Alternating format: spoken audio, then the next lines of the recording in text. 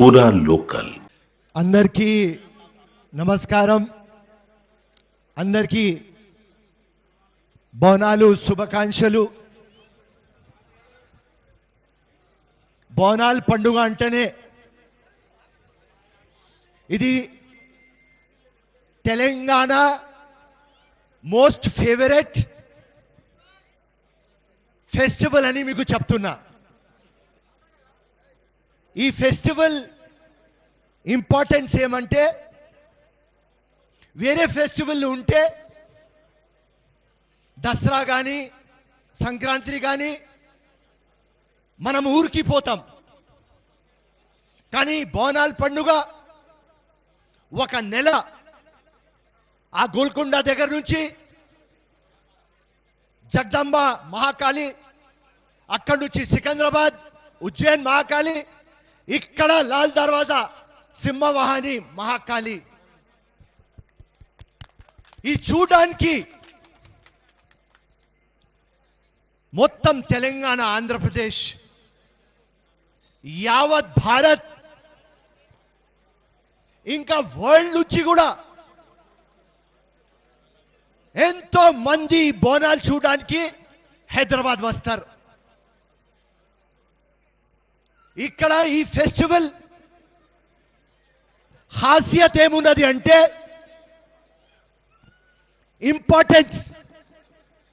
ఇక్కడ కులం లేదు, ఇక్కడ మతం లేదు, ఉట్టి ఇక్కడ మానవత్వం ఉన్నది, ప్రేమ ఉన్నది. అమ్మ అందరికీ పిలుస్తారు, అందరి జీవితం బాగుపడాలి, జీవితం చల్లగా ఉండాలి, మీకు అభివృద్ధి చెందాలి. అందరికీ నేను రిక్వెస్ట్ చేసేది ఏమంటే, మన కంట్రీ ఇండియా సెక్యులర్,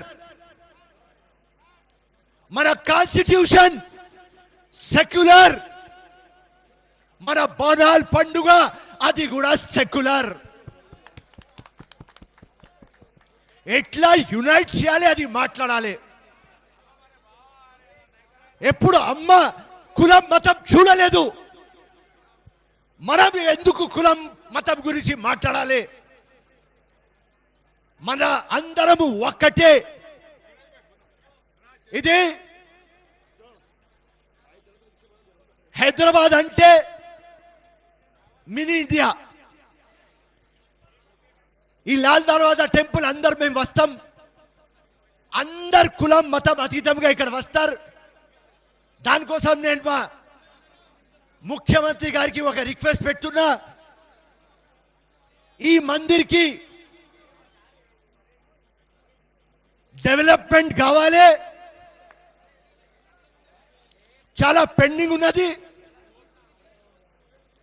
అండ్ ఈ బోనాల్ పండుగ టూరిజం ఫెస్టివల్ లాగా కావాలి. గ్లోబల్ తెలంగాణలో ఒక ఫెస్టివల్ ఏది అంటే అది బోనాల్ పండుగ. నేను మీ అందరికీ అడుగుతున్నా ఒక మాట. నాకు తెలిసిన వరకు ఇంత పెద్ద జాతర యావత్ భారత్లో, వరల్డ్లో ఒక నెల ఇంత పెద్ద జాతర ఎక్కడ జరగదు. దానికోసం టూరిజం ఫెస్టివల్ కావాలి. ఆ ఒక నెల మా ఆర్టిస్టులు కానీ, మా మ్యూజిషియన్స్ కానీ, మా పోత్రాజులు కానీ ఎంత గట్టిగా పని చేసి మన అందరికీ ఎంటర్టైన్మెంట్ చేస్తారు. కానీ బోనాల్ పండుగ పలానా వ్రతం అయిపోయింది అంటే వాళ్ళకు ఎవరు చూడరు. నేను మళ్ళీ మా ముఖ్యమంత్రికి చెప్తున్నా, ముఖ్యమంత్రి గారు మీరు బంగారు తెలంగాణ అని చెప్పినారు కాబట్టి